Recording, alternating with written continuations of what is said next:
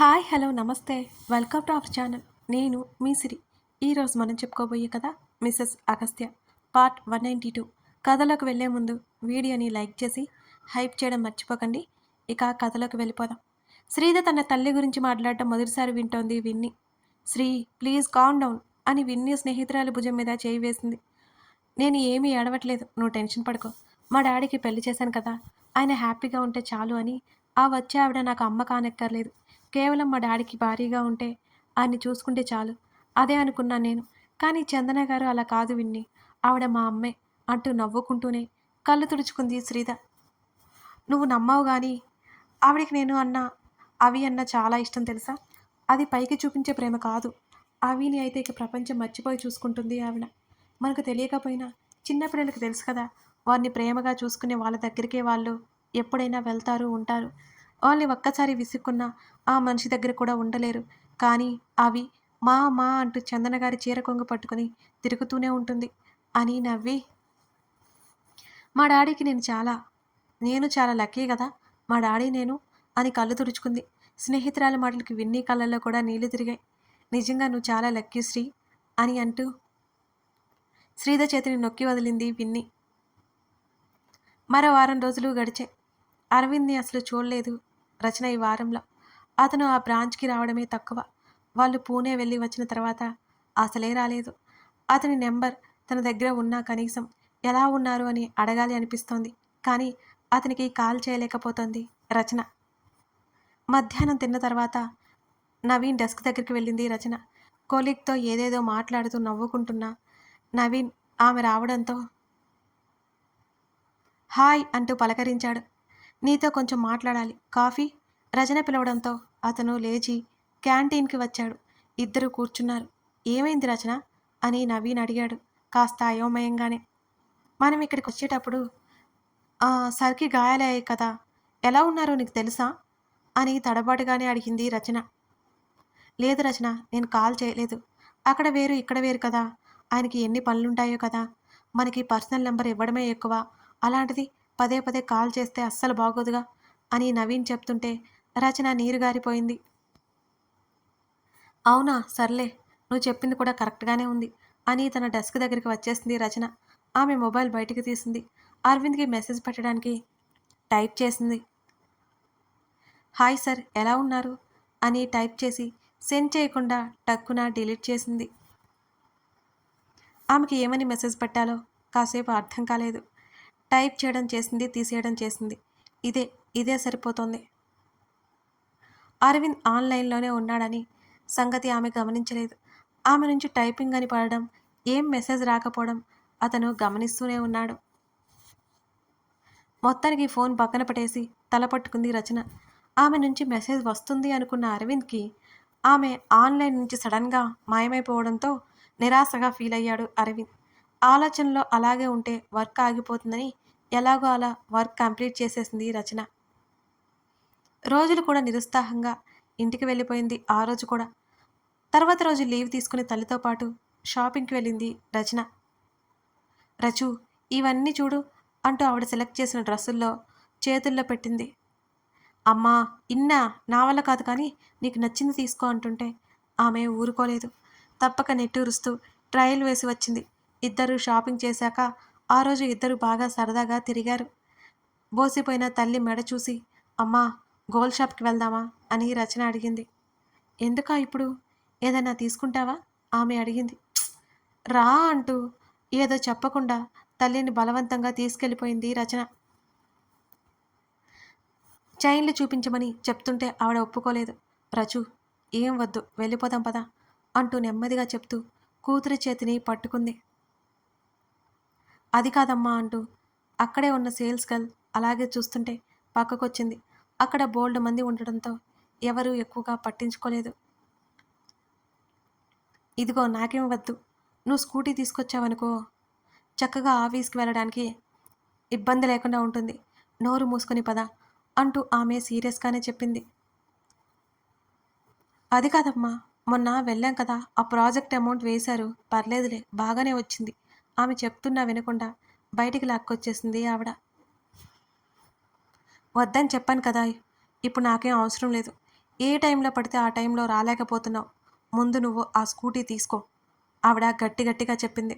రమ్మన్నట్టుగా చూసింది కూతుర్ని. రచన అరిగినట్టు ముఖం పెట్టుకుంది. ఇద్దరి కోసం ఆటో చెక్ చేస్తుంటే రచన మీ బాస్ అని ఆమె అనగానే ఎవరు అన్నట్టు తలెత్తి చూసింది రచన. వీళ్ళు రోడ్డుకి సమీపంలో ఉండడంతో అరవింద్ కార్ అక్కడే ఆపాడు. అరవింద్ మీద మంచి అభిప్రాయం ఏర్పడింది ఆమెకి. కాస్త ముందుకు వెళ్ళింది. వెళ్తున్న తల్లిని అరవింద్ని అలాగే చూస్తూ అడుగు కదలేకపోయింది రచన. అతను తన తల్లితో నవ్వుతూ మాట్లాడుతుంటే ఆమె మాట్లాడుతోంది. నెమ్మదిగా కారు వైపుకి అడుగులు వేసింది రచన. తన తల్లి మీద నుంచి చూపులు తన వైపుకి తిప్పాడు అతను. ఆమె తడబడుతూనే అతని చేతుల వంక చూడడానికి ప్రయత్నం చేస్తే ఆమెకి కనిపించలేదు. నేను అటే వెళ్తున్నాను, రండి డ్రాప్ చేస్తాను అని అతను అంటుంటే నో థ్యాంక్స్ అరవింద్, మేము వెళ్ళిపోతాం. ఆవిడ అస్సలు ఒప్పుకోనేలేదు. ఇట్స్ ఓకే ఆంటీ, రండి, నేను అటే కదా వెళ్తున్నాను, మీరు రావాల్సిందే అంటూ వెనక వెహికల్స్ హార్న్ కొడుతుంటే డ్రైవర్ని కారు పక్కకు పెట్టమని చెప్పాడు. అరవింద్ కారు దిగి వాళ్ళ దగ్గరికి వచ్చాడు. అరవింద్ చేతికి కట్టు కనిపిస్తోంది రచనకి. ప్లీజ్ రండి అని అన్నాడు. సారీ అరవింద్, మాకు చిన్న పని ఉంది, అది చూసుకుని వెళ్ళాలి అని అతను నొచ్చుకోకుండా చెప్పి ఇంతకీ మీ చేతికి ఏమైంది అని అడిగింది ఆవిడ. రచన నెమ్మదిగా కళ్ళెత్తి చూసింది అతని వంకే. చిన్న యాక్సిడెంట్ అని ఓ నవ్వు నవ్వాడు అరవింద్. జాగ్రత్త అరవింద్, రచు మాట్లాడిరా అంటూ ఆవిడ కాస్త దూరంలో ఉన్న ఫ్రూట్ షాప్ వైపుకి వెళ్ళిపోయింది. ఎలా ఉన్నారు సార్? గుడ్. ఆమెకి ఇంకా ఏం మాట్లాడాలో అర్థం కాలేదు. ఆమె ఏం సమాధానం చెప్పలేదు. ఆమె ఏదో చెప్పడానికి ప్రయత్నం చేస్తున్నట్టు ఆమె చేతిలో ఉన్న కవర్ని నలిపేస్తూ పదే అతని వైపుకి చూస్తూ కళ్ళు దించుకుంటోంది రచన. ఏదైనా మాట్లాడాలా? ఆమె వాలకం చూస్తూ అరవింద్ అడిగాడు. ఆమె మరి కాస్త కంగారు పడిపోయి తల అడ్డంగా ఊపింది. ఆమెలో ఏ ఫీలింగ్ తెలియకపోవడంతో అరవింద్ మరి కాస్త నిరుత్సాహపడ్డాడు. 1 మినిట్ అంటూ అతను కారు దగ్గరికి మరి కాసేపట్లో వచ్చాడు. దిస్ ఈజ్ ఫర్ యూ అంటూ ఆమె చేతిని పట్టుకొని ఆ చేతిలో చిన్న బాక్స్ పెట్టాడు అరవింద్.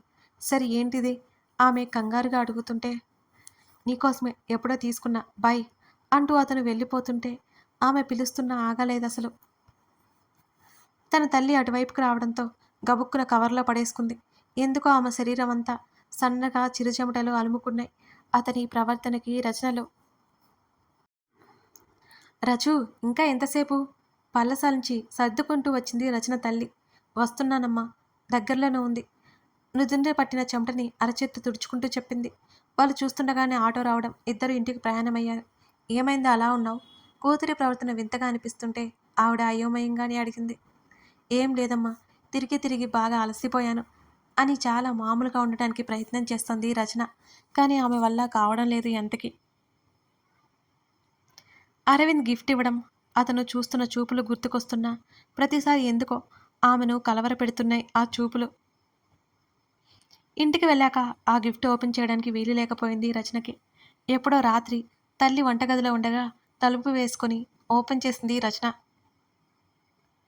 ఆ గిఫ్ట్ ప్యాక్ ఓపెన్ చేస్తుండగా ఆమె చేతులు ఎందుకో వణుకుతున్నాయి.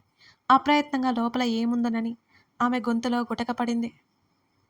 అది పూర్తిగా తెరిచింది రచన. అందులో వాచ్ ఉంది. దాన్ని అటు ఇటు తిప్పి చూసింది. ఆ వాచ్ పూర్తిగా గమనించగా అది చాలా ఎక్స్పెన్సివ్ అని ఆమెకు అర్థమవగానే కళ్ళు పెద్దవయ్యాయి రచనకి. అసలు ఇంత కాస్ట్లీ గిఫ్ట్ తనకి ఎందుకు ఇచ్చినట్లు ఆమెకి అర్థం కాలేదు. దాన్ని తిరిగి ఇచ్చేయాలని ఆమె అనుకుంది, కానీ అతనేమైనా అనుకుంటాడా అనే ఆలోచనలో కూడా ఉంది రచన. అలాగని తన దగ్గర ఉంచుకోలేదు కూడా. మర్నాడు తిరిగి ఇచ్చేయాలని నిర్ణయానికి వచ్చింది, కానీ ఎలా? తల్లి రావడంతో అది పక్కన పెట్టేసింది, కానీ ఆలోచన నుంచి మాత్రం రచన బయటపడలేకపోయింది. నవ్య గదిలో నుంచి బయటకు వచ్చింది. హాలు అంతా నిశ్శబ్దంగా ఉంది. ఆకలేస్తుంటే పని అమ్మాయిని పిలిచి భోజనం పెట్టించుకుంది.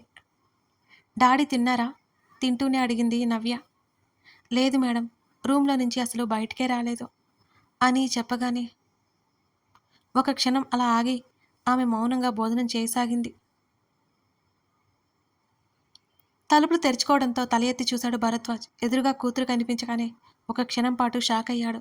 అంతలోనే తేరుకొని కూతురు ఎందుకు వచ్చిందా అన్నట్టు చూస్తున్నాడు భరద్వాజ్. ఆమె నడుచుకుంటూ వచ్చి ఆయన వైపు చూసింది.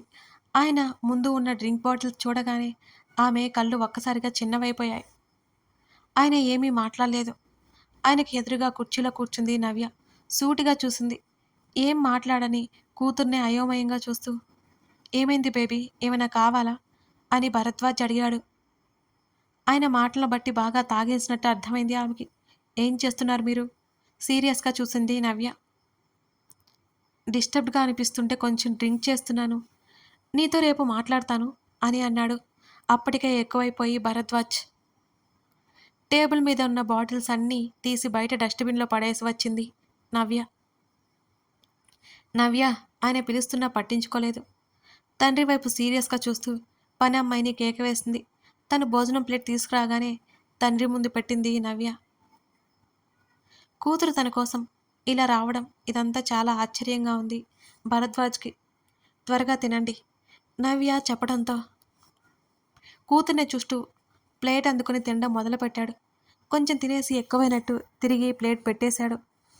పడుకోండి, బాగా లేట్ అయింది చెప్పేసి వెళ్ళిపోతుంటే నవ్య అంటూ ఆయన పిలవడంతో ఆగి వెనక్కి తిరిగి చూసింది.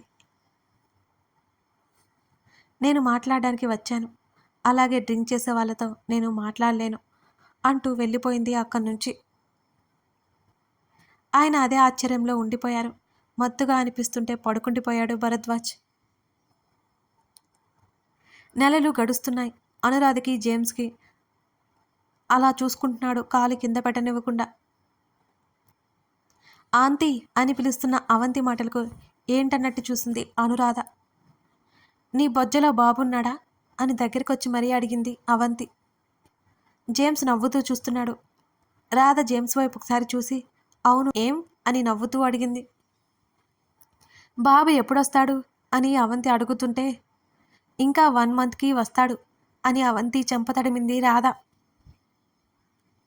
అలా వచ్చి బాబుతో ఆడుకుంటాను అంది. అలాగే రోజు ఆడుకో అని రాధ నవ్వుతుంటే నెమ్మదిగా అనురాధ పొట్ట మీద చెయ్యేసి హాయ్ అని ముద్దుగా చెప్పింది. బాబు హాయ్ చెప్పలే అని అలకగా చెప్పింది. బాబుకి ఇప్పుడే మాటలు రావు, అవి బంగారం వచ్చాక నీతో రోజు మాట్లాడి ఆడుకుంటాడు అని రాధ చెప్పింది.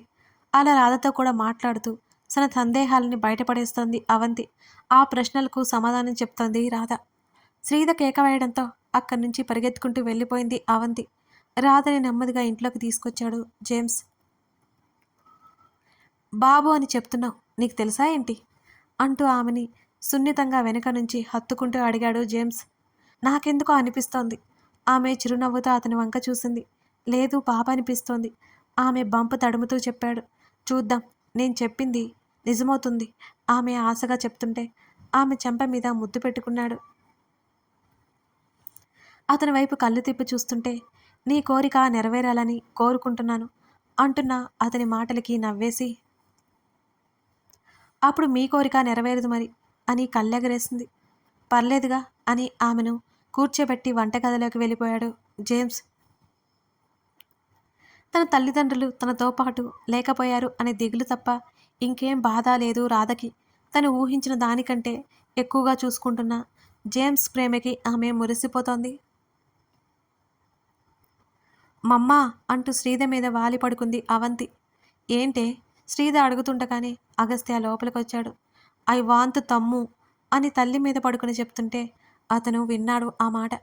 అదేదో మీ డాడీని అడుగు అంటూ పతివైపు చూసి మూతి తిప్పింది శ్రీధ. తమ్ము ఇప్పులే రాడు అని దిగులుగా చెప్పింది. ఎవరన్నారు నీతో? డాడీ. మీ డాడీ చెప్పినంత మాత్రాన నువ్వు ఊరుకోవే అనుమానంగా అడిగింది శ్రీధ. మీ గుడ్ గర్ల్ అన్నది అవంతి వెంటనే. ఓహో, నువ్వు గుడ్ గర్ల్ కాబట్టి డాడీ చెప్పింది విన్నావన్నమాట అంటూ కూతురి బుగ్గలు ముద్దాడుతూ షర్టు తీస్తున్న అగస్త్యని చూసింది శ్రీధ. యచ్ అని తల్లి హృదయం మీద వాలిపోయి నిద్ర వస్తుంటే కళ్ళు మూసుకుంది అవంతి. అగస్త్య వచ్చాడు అని తెలిస్తే ఊరుకోదు, అతనితో ఆటలాడి మేల్కోవాలని చూస్తుంది. అందుకే శ్రీధ ఇక చెప్పలేదు. నిద్రపోతున్న కూతురి తల నిమిరి అలాగే హత్తుకుంది శ్రీధ. అగస్త్య ఫ్రెష్ అయి వచ్చి నెమ్మదిగా అవంతి తల మీద ముద్దు పెట్టుకుని పనిలో పనిగా శ్రీధ చెంప మీద కూడా ఓ ముద్దు పెట్టుకున్నాడు. నీ కూతుర్ని కూల్ చేసినంత ఈజీ కాదు నన్ను కూల్ చేయడం, శ్రీధ మూతి తిప్పుతూ అన్నది.